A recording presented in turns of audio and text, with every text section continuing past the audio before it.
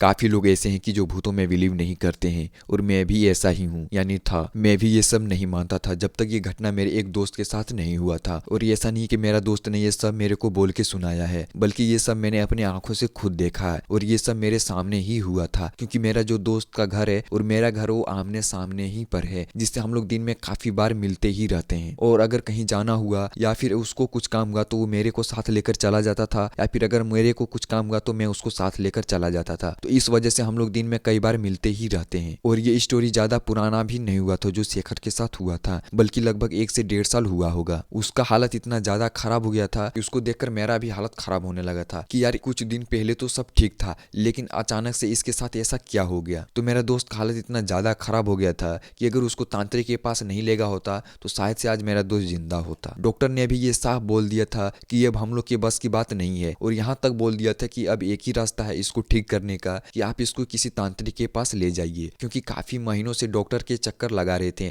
लेकिन ठीक ही नहीं हो रहा था। और ऐसा नहीं था कि एक ही डॉक्टर के पास ले जा रही हो, कई डॉक्टर के पास भी दिखाया गया लेकिन ठीक नहीं हुआ। कुछ दिन तक ट्रीटमेंट चलता और जब कुछ भी असर नहीं होता दवाई का तो डॉक्टर भी जवाब दे देते थे। और जब आखिर तक डॉक्टर के पास दिखाने से ठीक नहीं हुआ तो फिर उसको किसी तांत्रिक के पास ले जाया गया। और जब लास्ट मौके पर ठीक हुआ और जो बात तांत्रिक ने बोला वो सुन के मेरा हालत खराब हो गया। और उस दिन से कहीं ना कहीं भूतों पर विश्वास करना ही पड़ा कि यार सच में कहीं ना कहीं नेगेटिव एनर्जी होती है। तो चलिए जानते हैं कि आखिर में क्या हुआ था मेरा दोस्त के साथ और कैसे ठीक हुआ।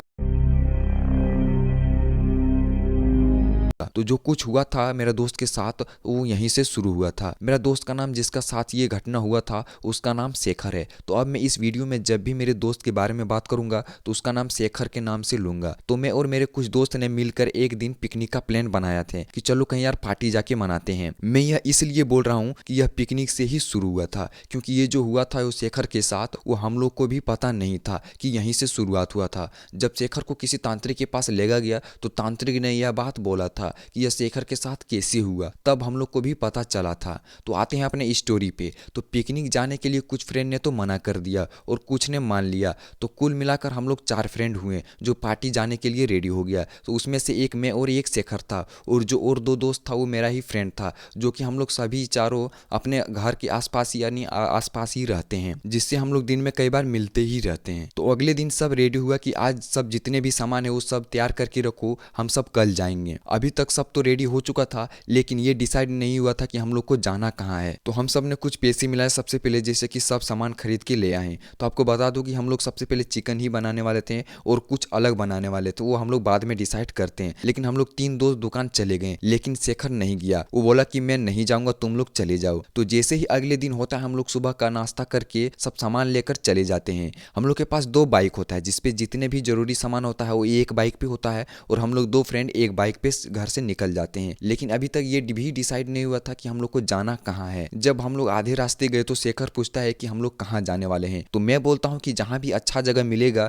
वहीं पे हम लोग पार्टी मनाएंगे। लेकिन हम लोग के माइंड में कुछ ऐसे जगह थे जहाँ हम लोग को जाना है, जहाँ हम लोग पहले जाके देखते हैं। लेकिन हम लोग उस जगह पे जाते ही हम लोग को वहाँ देखने को मिलता है वहाँ की आदमी है। तो हम लोग वहाँ से निकल गए और आखिर में काफ़ी ज़्यादा ढूंढने के बाद हम लोग को एक ऐसा जगह मिला जो हल्का सा जंगल टाइप का था, लेकिन उतना पेड़ नहीं था। तो हम लोग वहीं पे रुक गए और बाइक से सारा सामान नीचे उतारने लगे। सब कुछ सेट करने के बाद अब बारी था चिकन बनाने का, क्योंकि हम लोग सबसे पहले चिकन ही बनाने वाले थे। लेकिन हम लोग यहाँ पे एक बहुत बड़ा गलती कर दिए थे कि हम लोग माचिस लाना ही भूल गए, और अगर हम लोग माचिस याद करके ले आते हैं तो इतना बड़ा जो चीज़ शेखर के साथ हुआ था वो नहीं होता। तो जो मेरा और जो दोस्त था वो बोलने लगा कि तुम लोग यहीं दोनों रुको, हम लोग माचिस लेके आते हैं। लेकिन हम लोग गाँव से अपने इतने दूर आ गए थे कि आसपास कोई भी दुकान नहीं था। लेकिन जो मेरा और 2 फ्रेंड था उसमें से एक नहीं जाने खोज रहा था। तो मैं और मेरा जो दूसरा फ्रेंड बाइक से माचिस लेने चले गए, और शेखर और मेरा एक दोस्त वहीं रहता है। तभी शेखर वहां से अच्छा जगह देखने जाता है कि अच्छा जगह कहाँ है, वहीं वहीं हम लोग चिकन बनाएंगे। और जो एक दोस्त था वहीं सामने बैठकर मोबाइल देखने लग जाता है। तभी उसको एक अच्छा जगह मिलता है, लेकिन वहां पे कुछ कपड़ा फेंका हुआ था।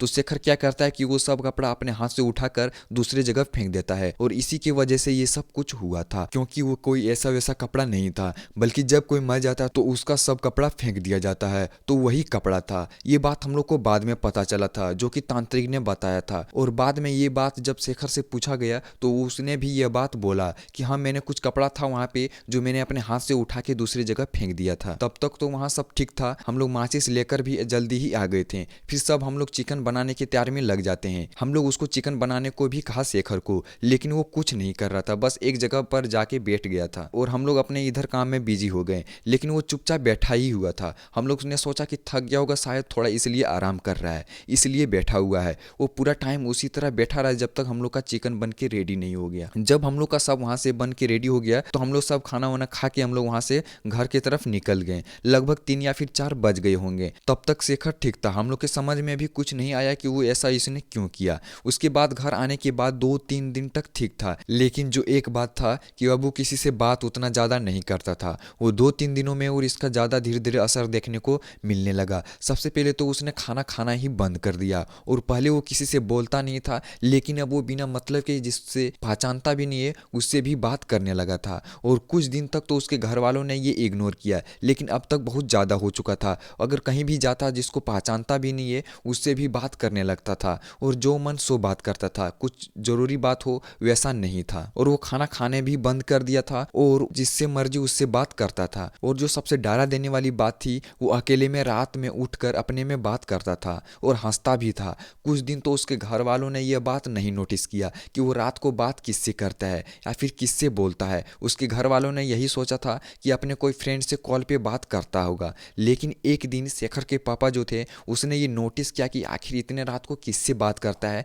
जाके देखता हूँ। उसके पापा जो है जाके देखता है कि मोबाइल टेबल पे है, लेकिन वो अकेले में बैठकर किसी से बात कर रहा है और हंस भी रहा है। ऐसा कि नहीं सिंपल से बात कर रहा है, जिस तरह से अगर आपके सामने कोई अगर आदमी आके बैठ जाए और आप दोनों अगर बात कर रहे हो तो उसी तरीके से बात कर रहा था। और ये सब लगभग 2 से 3 दिन तक चलता रहा। जब ये बात शेखर के पापा को पता चला तो उसने उससे जाके पूछा कि तुम इतने रात को किससे बात कर रहा है। तो उसका जवाब सुनकर उसके पिता भी हैरान हो गया कि शेखर ने बोला कि मेरा दोस्त है और यहाँ पर बैठा है, मेरे सामने बैठा है और मैं उसी से बात कर रहा हूँ, लेकिन वहाँ पे तो कोई भी नहीं था। तो उस रात उसके पापा ने डांट के सुला दिया, लेकिन अगले रात फिर से बात कर रहा था। बल्कि इस बार ये अपने घर में बात नहीं कर रहा था, बल्कि छत पे जाके बात कर रहा था। कहीं ना कहीं उसके पेरेंट को डाउट हो चुका था कि उसको कुछ हो गया, क्योंकि कुछ दिन से वो जिससे मर्जी उससे बात कर रहा था और खाना भी नहीं खा रहा था। और अकेले में ये 2 से 3 बार नोटिस किया गया उसके घर तरफ से कि वो अकेले में रोज रात को किसी से बात करता है। तो इस बार सिर्फ उसके पिता ही नहीं बल्कि उसके सभी घर वालों ने भी जाके छत पे देखा कि वो फिर से अपने में ही बोल रहा है। तो फिर उसको पकड़कर छत से घर लेकर अंदर लाया गया, लेकिन अगले दिन से ही उसका तबीयत बिगड़ना शुरू हो गया। उसके घर वालों ने 2-3 दिन तक आसपास के ही डॉक्टर के पास इलाज कराया, जो अपने घर के जो हम लोग के सामने के कुछ डॉक्टर रहते थे उसके सामने ही इलाज कराया, लेकिन कुछ नहीं हुआ। वो रोज रात को उसी तरह से बात करता था, और इस बार इतना ज़्यादा हो चुका था कि अब दिन में भी बात करने लगा था। और शेखर का तबीयत और भी ज़्यादा खराब हो चुका था कि अब वो बिस्तर से खड़ा भी नहीं हो पा रहा था। तब घर वालों ने बड़े डॉक्टर के पास ले जाने का डिसाइड किया।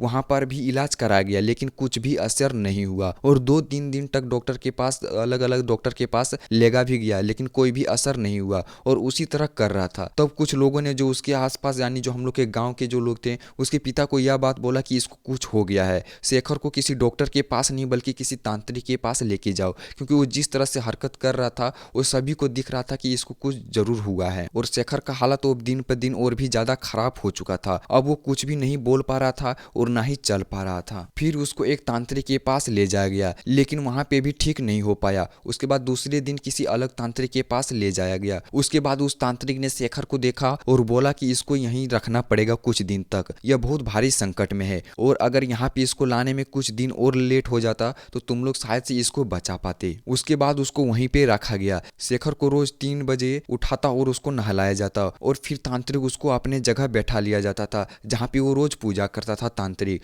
वहीं पे मंत्र पढ़ता और फिर उसके माथे पर भस्म लगाता। ये प्रक्रिया लगातार कुछ दिन तक चलता रहा, और धीरे धीरे जो था उस शेखर का जो तबीयत था वो ठीक हो रहा था। उसका तबीयत देखने में भी लग रहा था कि धीरे धीरे ठीक हो रहा था। अब वो धीरे धीरे बोलना भी कम कर दिया था। और जब उस तांत्रिक के लास्ट दिन हो गया था उसको दिखाते हुए शेखर को, तो उसने बताया कि किस तरह से इसके साथ ये सब चीज हुआ था, कि इसने एक मरे हुए आदमी का वस्त्र हाथ में उठाकर फेंक दिया था उधर। वही आदमी इसको दिखाई देता था और उसी आत्मा ने इसको धीरे धीरे अपने वश में कर रहा था, और अगर तुम लोग यहाँ पे इसको लाने में कुछ दिन और लेट कर देता तो शायद यह बच पाता। यह बोलकर उस तांत्रिक ने कुछ खाने को दिया और बोला कि इसको रोज ये खाने देना है और रोज उसको कुछ दिन तक सुबह में स्नान करवाना है, और कुछ हाथ में बांधने को दिया। उसके बाद शेखर को घर लाया गया और कुछ दिन तक वही प्रक्रिया दोबारा किया गया, और वो तांत्रिक ने जो बोला था, और लगभग 2 महीने के अंदर में ही वो शेखर धीरे धीरे ठीक होने लगा। उसी दिन से उसको कहीं भी नहीं जाने देता है। और ये सब भी मैं देखकर भी दंग हो चुका था कि कहीं ना कहीं मुझे भी डर लगने लगा था कि हम लोग कैसे जगह गए थे। और हम लोग को ये बात कुछ दिन के बाद पता चला, जब शेखर बहुत अच्छी तरीके से ठीक हो गया था, कि उस जंगल के कुछ ही दूरी पर मरे हुए बॉडी को जलाया जाता था। अभी के टाइम में शेखर बिल्कुल भी ठीक है, लेकिन उसके मन में कहीं ना कहीं ये डर बैठ गया है कि अब उसके पास कुछ भी बहुत या फिर डरावनी बात बोला जाता है तो बहुत ही डर जाता है। और तब से मेरे ही अंदर भी ये चीज है कि भूत ना कहीं एग्जिस्ट करती है, नेगेटिव एनर्जी भी होती है। तो ये था ऐसा स्टोरी जो कि सच में हुआ था मेरे दोस्त के साथ। कुछ इसके बारे में पता चले तो आप आगे चल के ऐसा गलती ना करें। तो अगर आपको ये वीडियो अच्छा लगा तो चैनल को सब्सक्राइब करके वीडियो को लाइक भी जरूर कर दें।